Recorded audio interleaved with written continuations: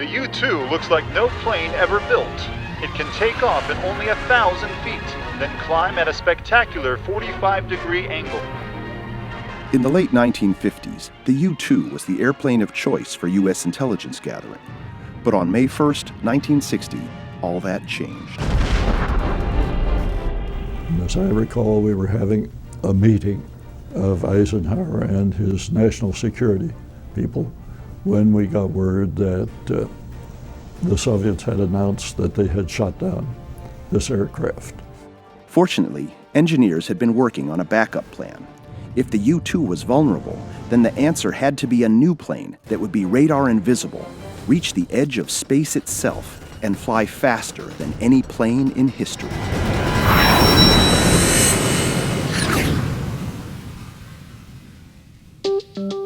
In 1959, Lockheed's design facility, nicknamed the Skunk Works, had begun working on a successor to the U-2.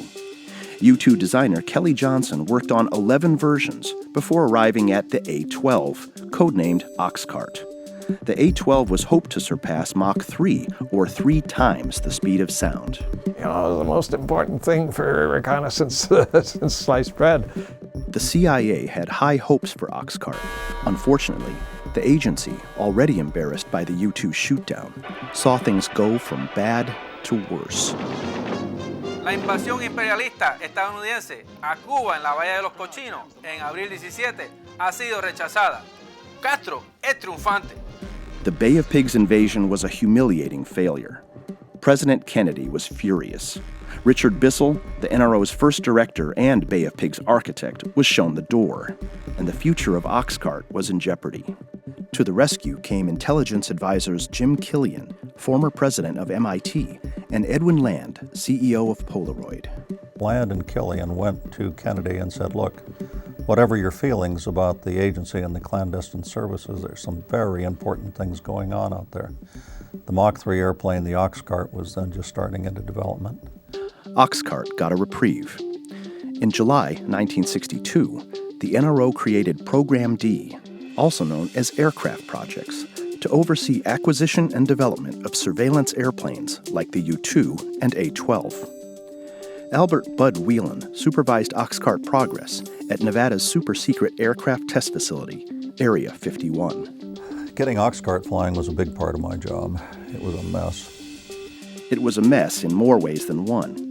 Oxcart's joints and seals had to function while expanded at high temperatures, but when cool, fuel and oil leaked through the gaps. SAC, of course, hated the airplane because it leaked and got oil on their nice clean aprons. Another challenge was getting enough titanium for Oxcart's body. Titanium was a critical stealth material which could reduce radar reflectivity, but the best source for titanium was Russia. So the CIA arranged titanium purchases through front companies, meaning Russia contributed to the planes designed to spy on themselves. In 1962, Oxcart test flights began. Unfortunately, so did crashes. The airplane stalled out, so we were losing airplanes left, right, and center. Engineer Kelly Johnson was called in. I said, Kelly, I said, we've got to switch to an electronic spike control, servo mechanism. And Kelly said, well, he said, I don't like electronics. He said, I understand hydraulics, I don't like electronics. And he said, besides, we've got $30 million invested in this hydraulic servo mechanism. I said, that's very interesting. I said, but every time we crack up an airplane, it's $30 million. I said, either you change it to an electronic system, we're going to cancel the program, Kelly.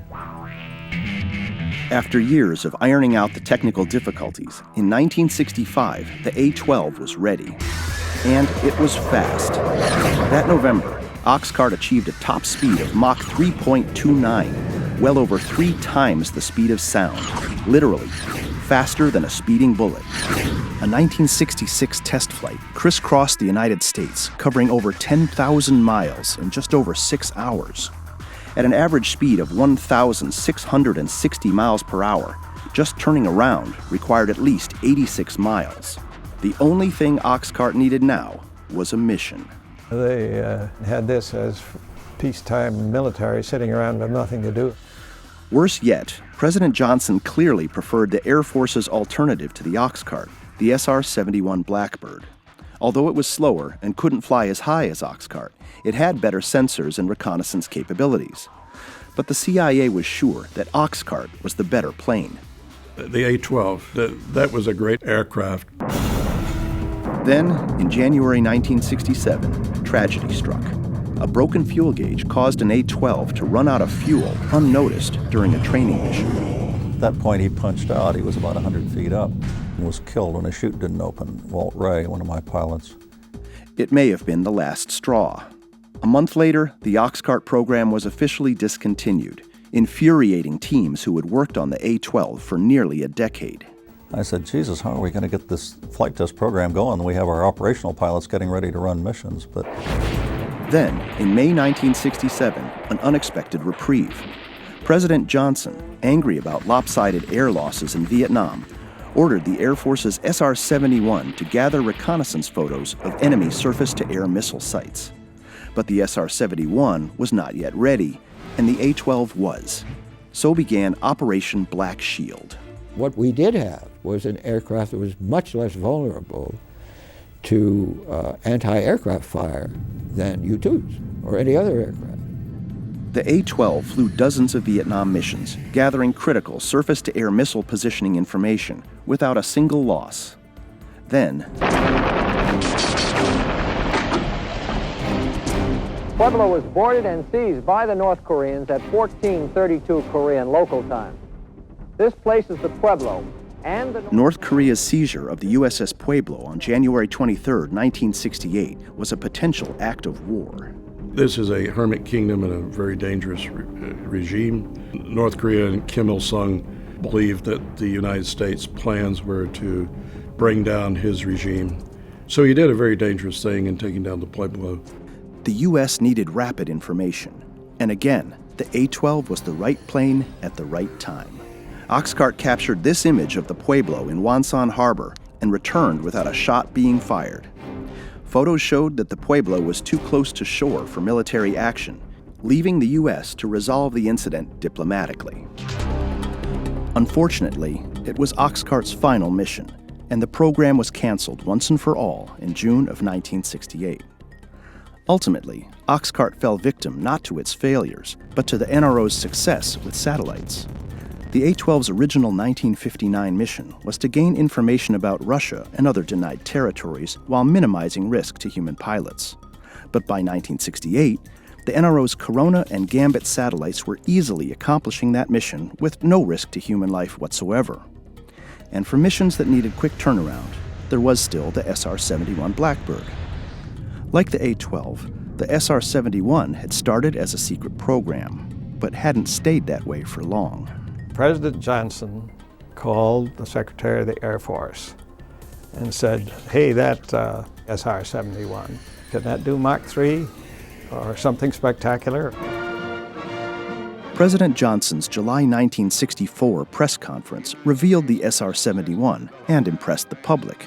But CIA Director John McCone was furious.